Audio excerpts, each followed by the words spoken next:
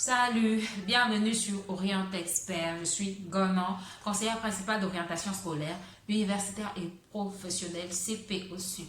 On parle souvent du racisme des Blancs envers les Noirs. Beaucoup de personnes en sont victimes, surtout nos amis qui sont de l'autre côté, en Europe, en Amérique. Mais qu'en est-il du racisme des Noirs envers les Noirs? C'est de ça qu'il s'agira après le générique.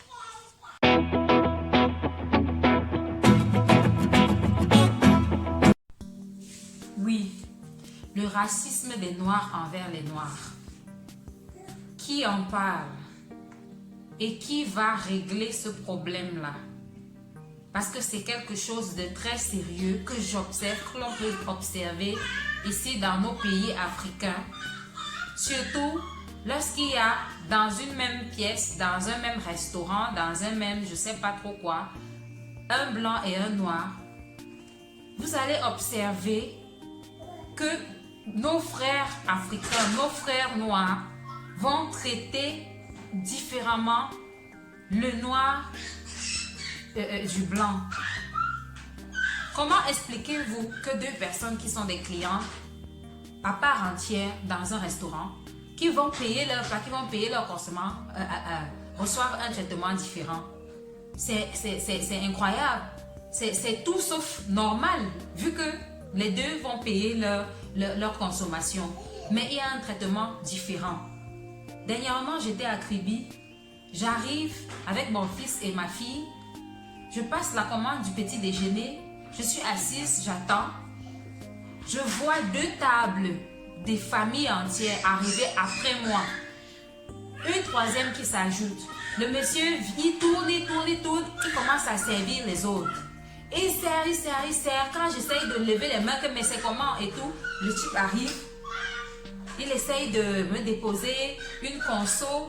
Vous voulez encore quoi là, madame? Il note un peu, il fait semblant de noter, il s'en va, il oublie encore ma commande. Je peux vous dire, toutes ces tables ont été servies avant moi. Pourquoi? Parce que je suis noire. Quand on voit le blanc, quand certains de nos frères noirs voient un blanc, c'est-à-dire, ils commencent à trembler. Ils perdent leurs moyens, ils perdent leur cerveau. Je dis qu'à côté de moi, il y a un monsieur qui était victime aussi de la même situation. À côté de moi, il a passé la commande d'un café. On est venu déposer le café. Il a attendu le pain pendant plus de 20 minutes. Le café s'est refroidi. Quand le gars se souvient, il se souvient qu'il avait commencé à servir. Il arrive là, tout plein de tout essoufflé. Et tout. Le monsieur lui a dit, mais attendez, ce n'est pas sérieux.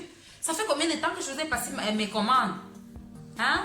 Vous avez apporté du café, il est tout froid. Vous avez apporté des croissants, il est tout froid. Allez me réchauffer ça.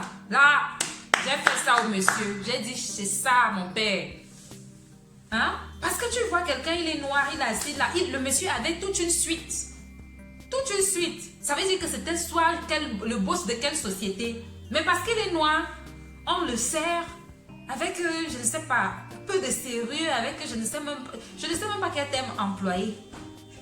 Donc, franchement, maintenant, il s'agissait de se détendre un peu dans une aire où il y a un petit bar et des jeux.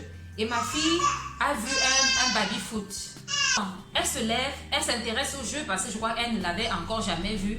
Elle se bat là à s'amuser toute seule, elle ne sait même pas comment on joue. J'ai même eu pitié d'elle, je me suis levée, je suis allée, j'ai commencé à essayer de jouer avec elle.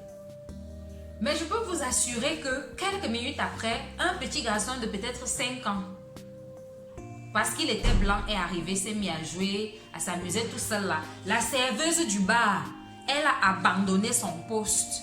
Elle a couru au baby-foot pour jouer avec l'enfant. Comment vous expliquez ça? Si ce n'est pas du racisme. Ma fille était là, elle se battait à jouer toute seule. Personne ne la gérait, personne n'avait son temps.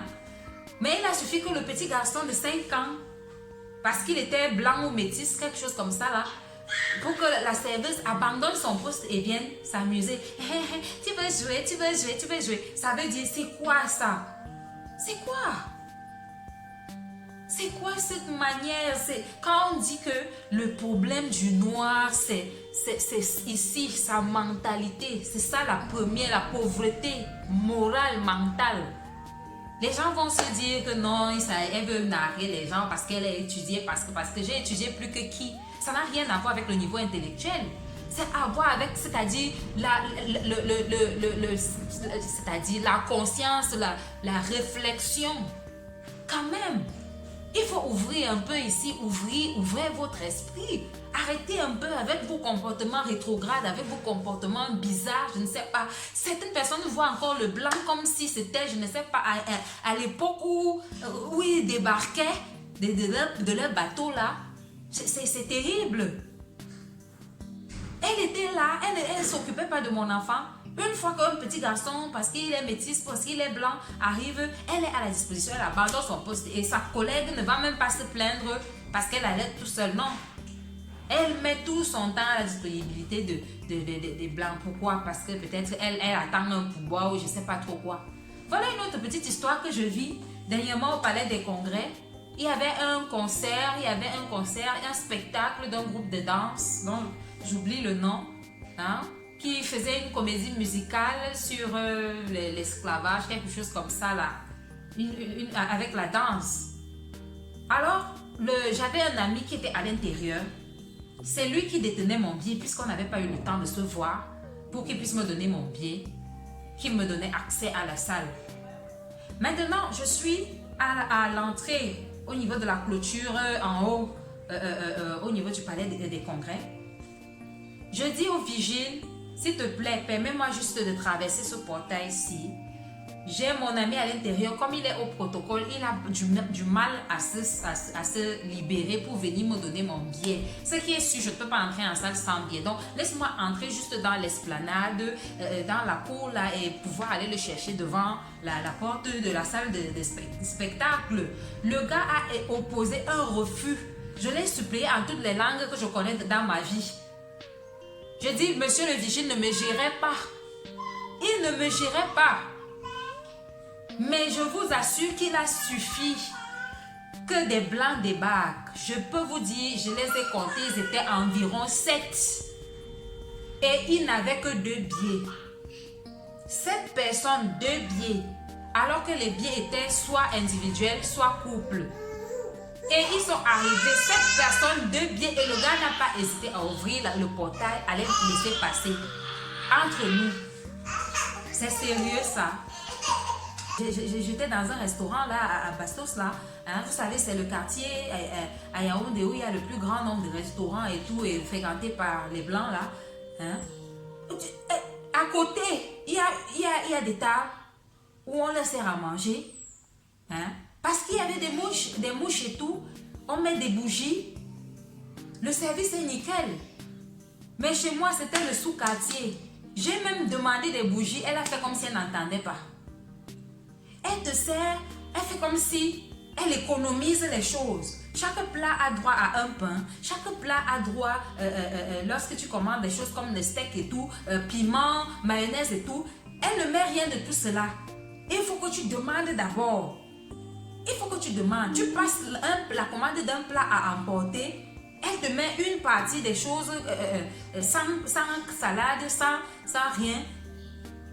Et il faut que tu l'appelles pour lui demander que, mais madame, on a demandé un plat emporté, il y a des choses qui manquent. Elle répond, c'est parce qu'elle a déjà mangé. Donc, comme elle me voit, comme je suis noire, j'ai déjà mangé mon plat là au restaurant, elle estime que le plat à emporter n'a pas besoin de salade. Est-ce que tu sais où je vais amener ce plat là? Est-ce que tu sais si j'ai un malade à l'hôpital à qui je vais remettre ce plat? De toutes les façons, quand quelqu'un paye un plat, est-ce que ce n'est pas son droit d'avoir tout ce qui va avec? Voilà le racisme des Noirs envers les Noirs. Ça, c'est malheureux. C'est terrible. Après, on va se plaindre. Le néocolonialisme. Les Blancs nous font aussi les Blancs. Vous-même, qu'est-ce que vous faites d'abord à vos propres frères? Les Noirs sont les premiers bourreaux de leurs frères. Hein? Quand on parle d'esclavage, l'esclavage dont on parle là ne s'est pas fait avec les Blancs seuls ou à cause des Blancs seuls. Ils ont eu à travailler avec certains d'entre nous hein, qui faisait les razzias, qui attrapait les gens en brousse, certains chefs et autres, pour aller donner aux esclavagistes. Je ne vais pas trop parler, mais je crois que le peu que j'ai dit là, le message est passé, le message est bien passé. Hein? Arrêtons d'être pour nos frères des bourreaux. Arrêtons d'être pour nos frères de même race, hein?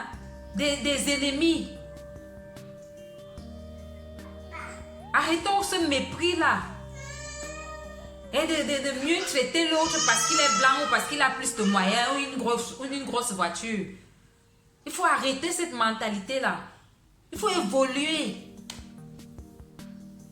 Cette vidéo s'achève. J'espère qu'elle vous aura plu.